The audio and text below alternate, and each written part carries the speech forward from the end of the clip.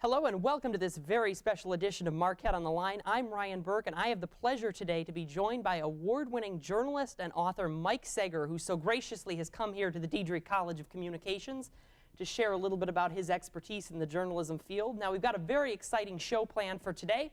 We've got a studio audience here who's going to get a chance to ask Mike some questions. So without any further ado, Mike, thank you for joining us. Thanks, Ryan. Thanks for having me. No problem. You know, I guess my first question for you is, obviously, you're not your average journalist. You've had all sorts of different experiences. And when you first started out in journalism, did you ever have any idea that your career would evolve to where it has? Well, that's funny because I think the main watchword of my career ever since, I think it came to me first when I was on my way to the law boards. And I told myself I just want to see how far I could go in writing. So that led me to a 3-week career in law school. But then after that, just moving forward, always trying to move forward. Absolutely. And, you know, you just hit on that about law. I know you did initially start out going to law school and then made that transition to being a journalist.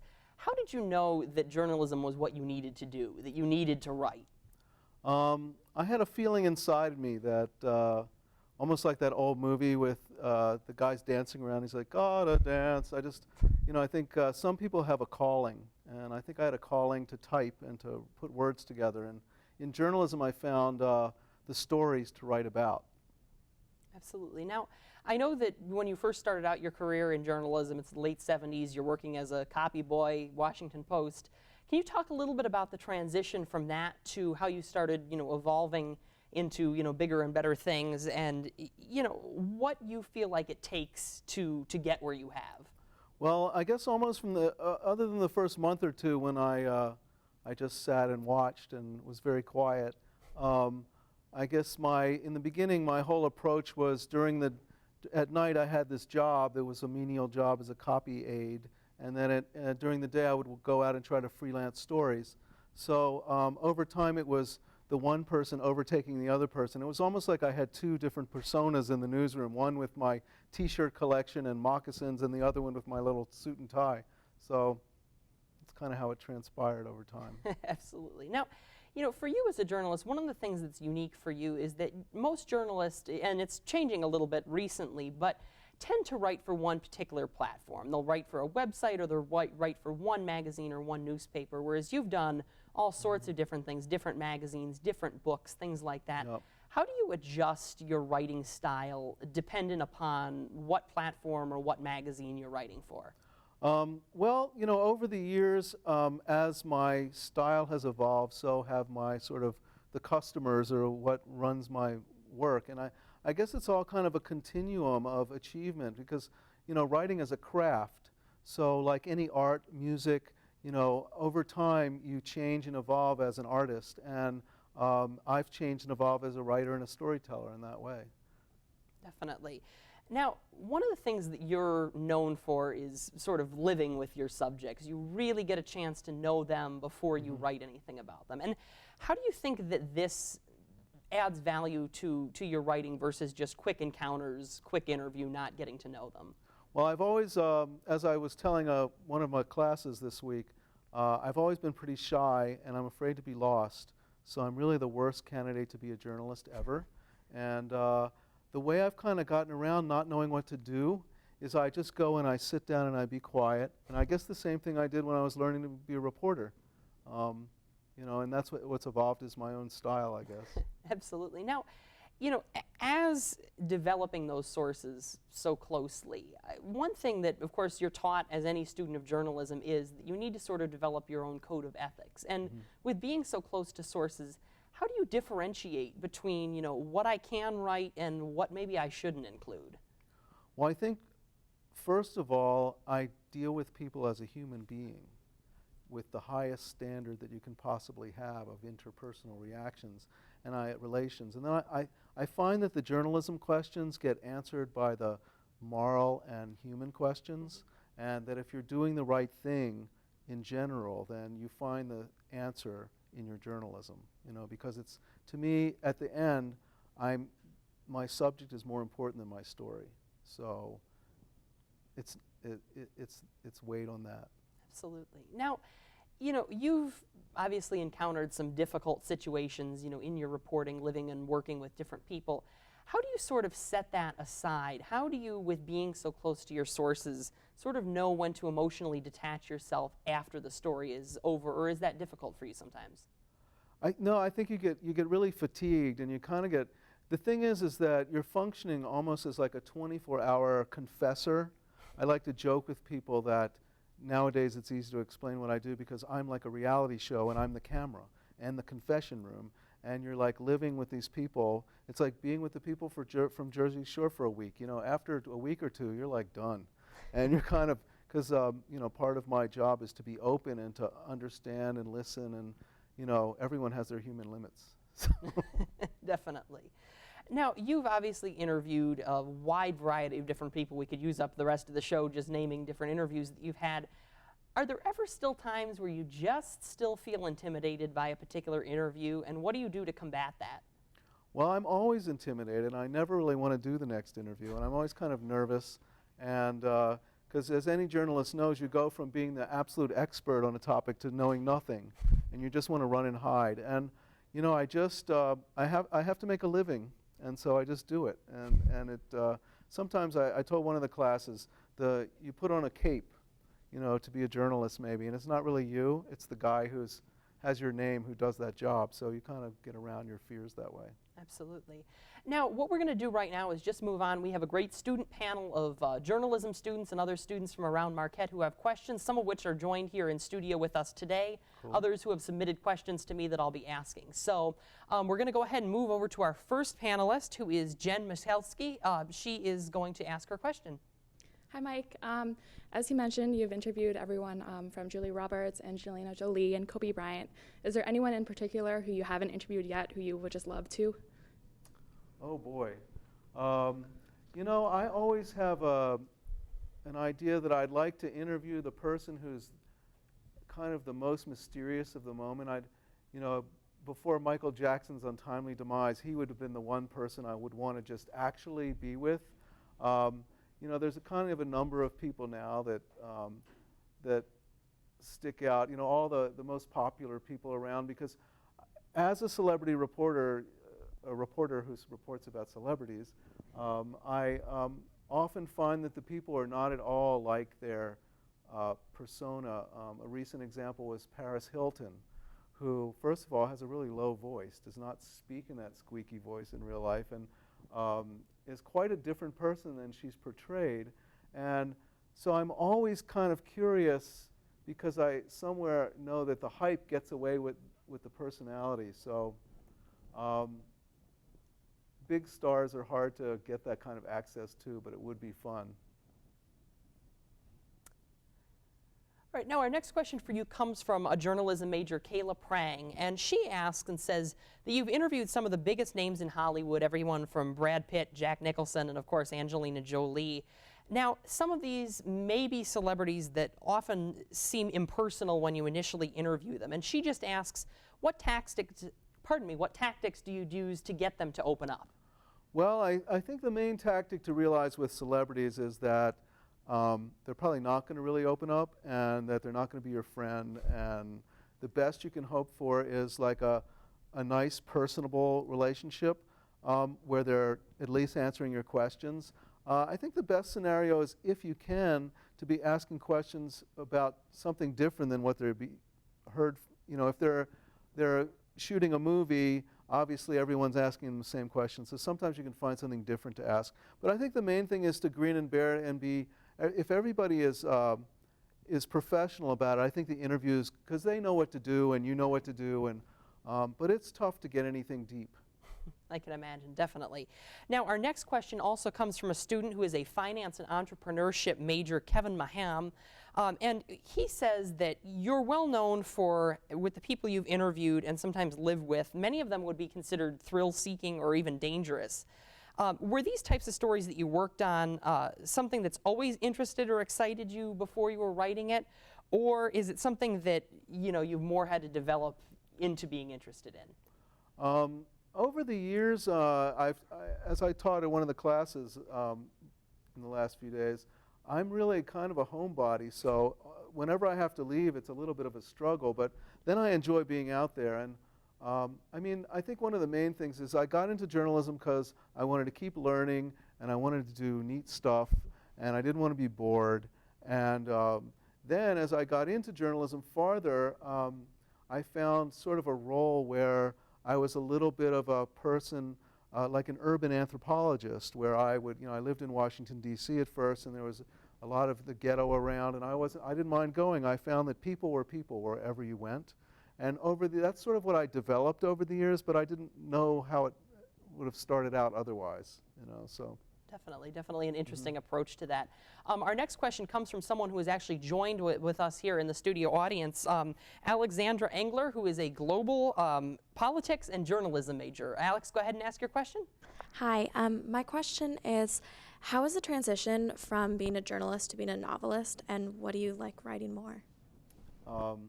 Well, I'm not sure every writer would say this, but the piece of having your own room with your own screen and no one telling you what to do and the phone not ringing, after years of the total opposite, where you're running around all over the world, meeting people, dealing with things. I love journalism because I've learned so much from things I never would have had any contact with otherwise. And I wouldn't be able to be a novelist if I hadn't been a journalist. And I think, in a way, that's what my journey has been, because I started out as a creative writing minor in college with wanting to write but having nothing to say. And I think I've gone through all these 35 years of experiences, and I've learned stuff about things, and now I have something to say. Or at least I think I do. Now, our next question comes to us from another journalism major, Dominic Therese, and they ask, what is the difference between your writing now and the way you wrote when you first started out?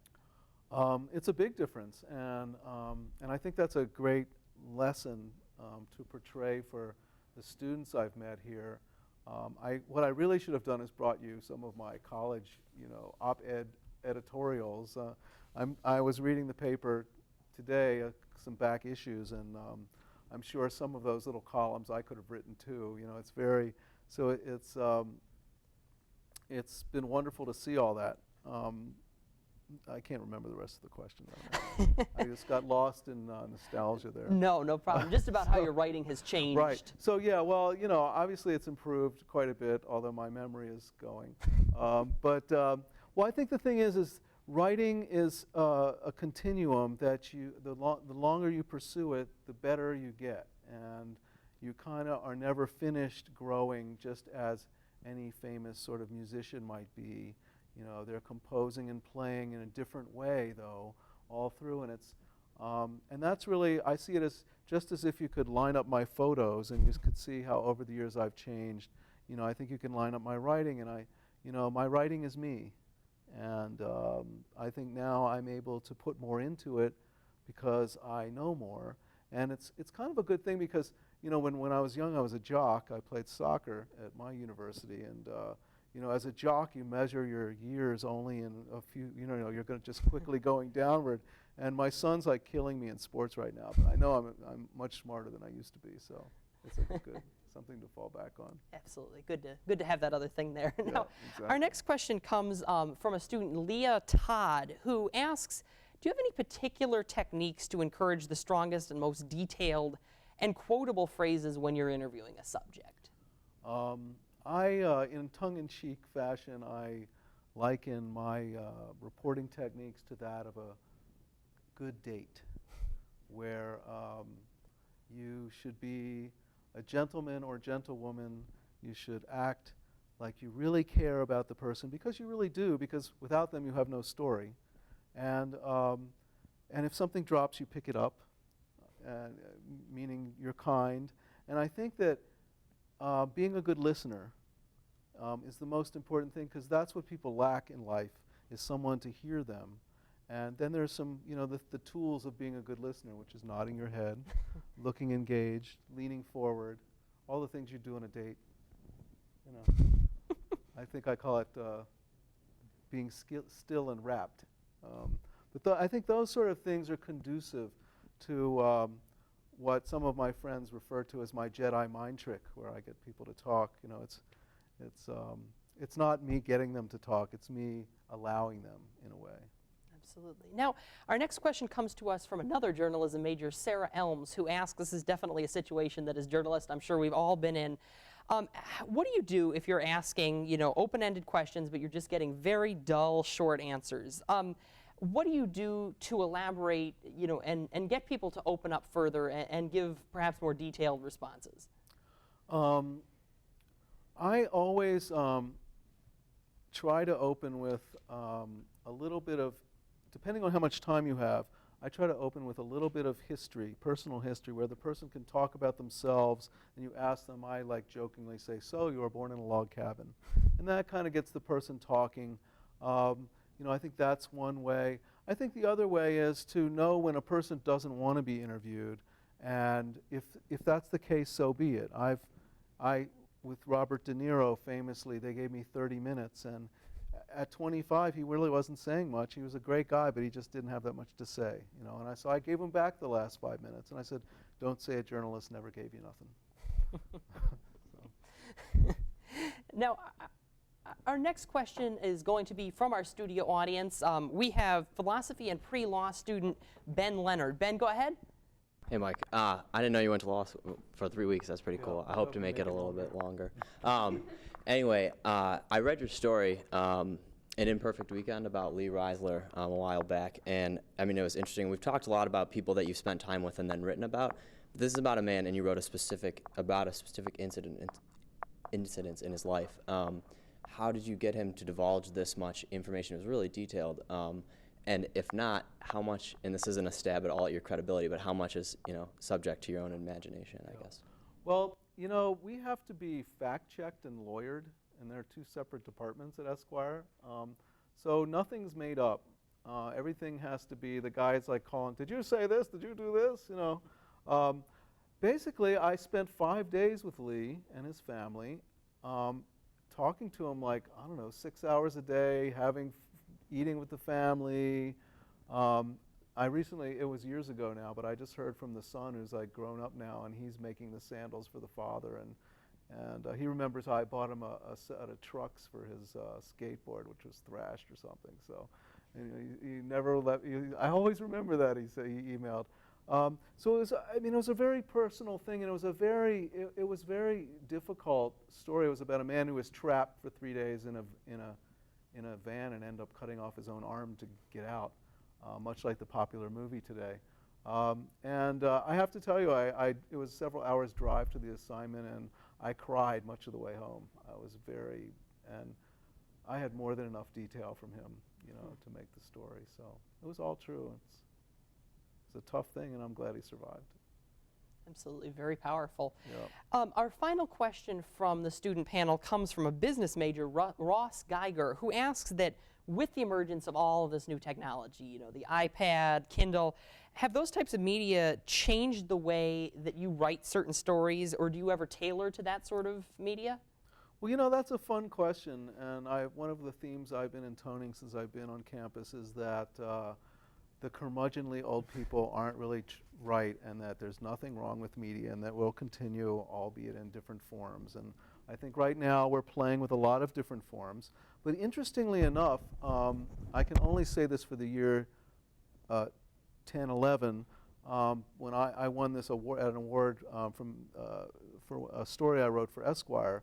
But my story and another nominated story, a long-form story, nearly 8,000 words, were the two most hit stories on their entire website. So, which just makes me feel like there's always a room for content. There's always going to be readers. You know, some people don't want that stuff and they won't have it, but you know, those of us who care will always have it, and we have it more at our fingertips than ever. You know, being able to like get a book, like, oh, I finished this book, I'm going to buy a book right now. You know, and surf and all that stuff. It's like, I mean, we used to have to go to the library. It was closed. You know, we had dimes for things to make copies. You know, so I think there's great hope for the future. And I don't think it really has to be different in that many ways. There's like some things have to be shorter for new stuff, and you know, but I think the various the reason I liked writing as a profession, I think going in as a college kid, I felt like there's a lot of things you can do with writing. You know, it's like you can be a screenwriter or you can be a PR person and everything in between, you know. So I think that will always remain. Absolutely. And I'd like to, first of all, thank everyone in our studio audience for their questions. And so just to move on for a few other questions for you, you know, you've hinted at a couple of different pieces that really moved you. Do you have one specific piece? And I'm sure that this is difficult with all the different interviews you've done, but anything in particular that has really been powerful to you? Well, I think I like to say my two favorite pieces come from opposite sides of the spectrum. One piece, as I'm pretty well known for, was when crack first came out. I lived with a crack gang in Southern California, and that was fun and different and scary. And I was young, and it was very hype. You know, it was cool. And then on the other hand, many years later, I went back to high school for 4 months to follow around a 17-year-old junior. And I think it really helped me become a good parent. And now my son is now 17. And, you know, it was probably one of the most practical things personally that I've ever done, and I'm still friends with the kid. He's like my second son. So it's from one extreme to the other, I guess. You know. Absolutely. Now, you know, in doing that, when you do something like that, like, you know, however long you said that you were following that 17-year-old around, what is it like to then be finished with the story and then have to sort of transition back to my own life?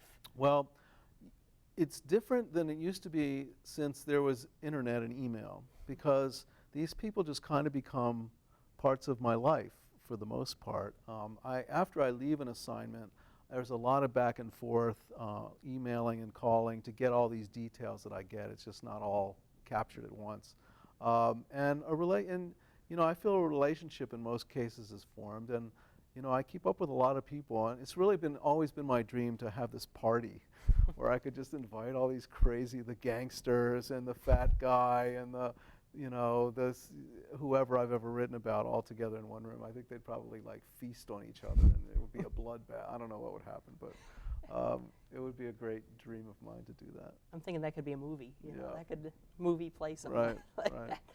You know, I guess the next question for you would be, a lot of people, particularly those outside of journalism circles, say that, you know, oh, no one's reading newspapers, no one's reading magazines, you know, where are you going to go as a journalist? Mm-hmm. How do you answer that? Well, I think fewer people are reading newspapers, but some of the greatest newspapers are now saving themselves by being online, and like the New York Times model, and they're doing more feature stories, and they're letting the quick news go to other outlets.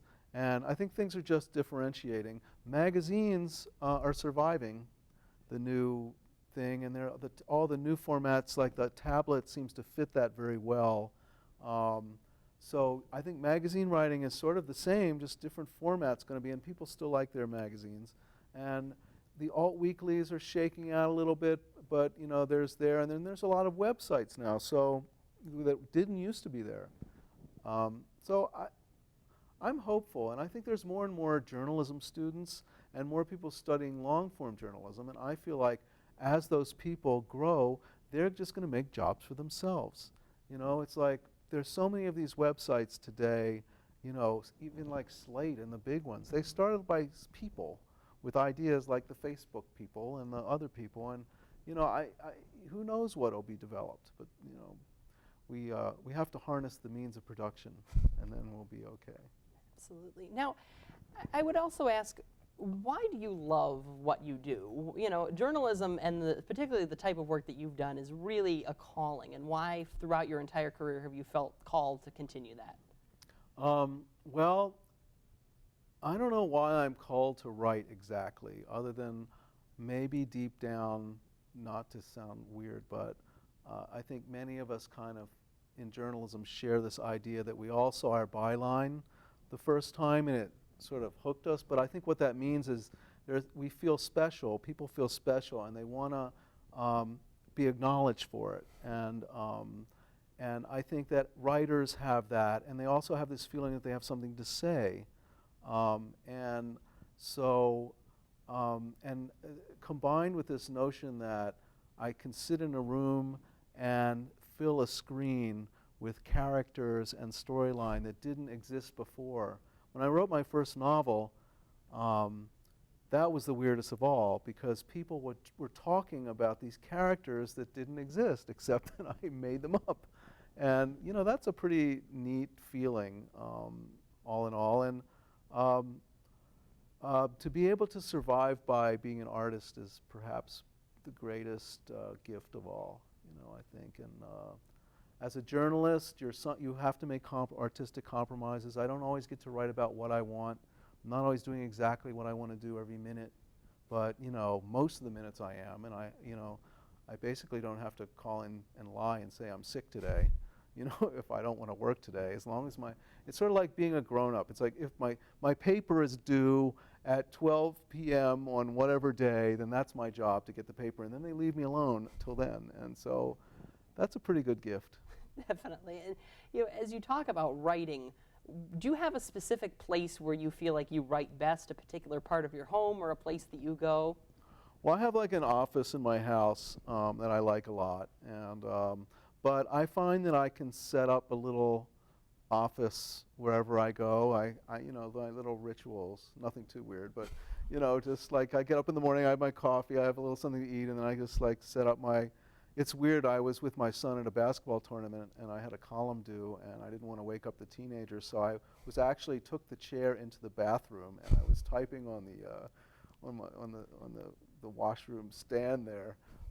So it doesn't really have to be anywhere, but there just have to be the time for it. I can't, you know, it's more like a timing thing. Get up in the morning and do it.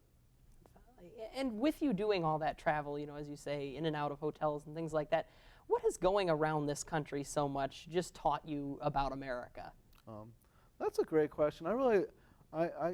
This country is great because I've always kind of wanted to be a foreign correspondent, but I find like the work that I do, I need to have some sort of futuristic language chip because I only work in English, essentially.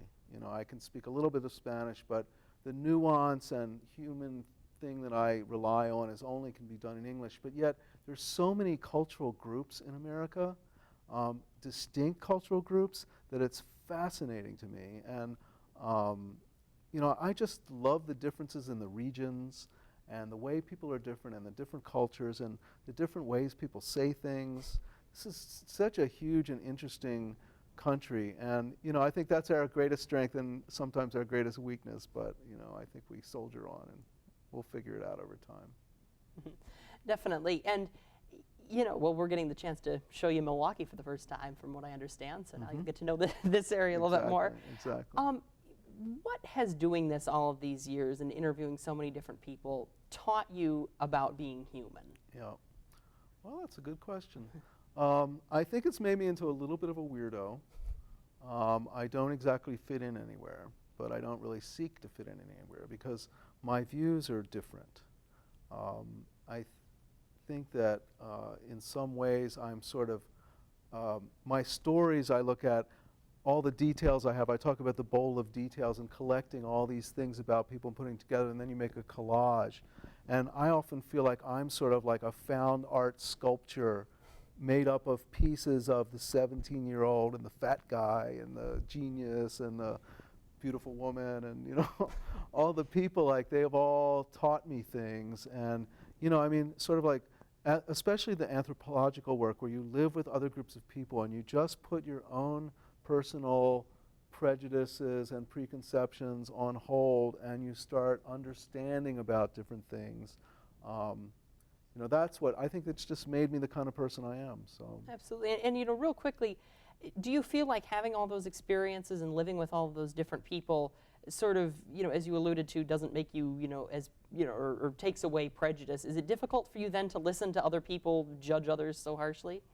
Well, you have to, you know, you can't be a know-it-all. So even though I think I'm the most brilliant person in the world, as many of us do, we have to learn to keep it quiet. But people do annoy me for their petty stupidity.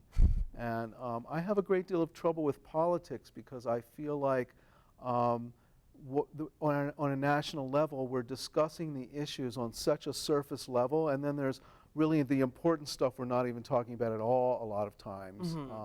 because it has to be headline news. Right. So, you know, I kind of feel that way. Absolutely, I can understand that. Well, Mike, unfortunately, that's all we have time for, but I'd like to thank you very much for coming in. And I'd like to, of course, thank everyone in our studio audience for them coming in as well. So for all of us here at Marquette on the Line, thank you for watching. We'll see you next time.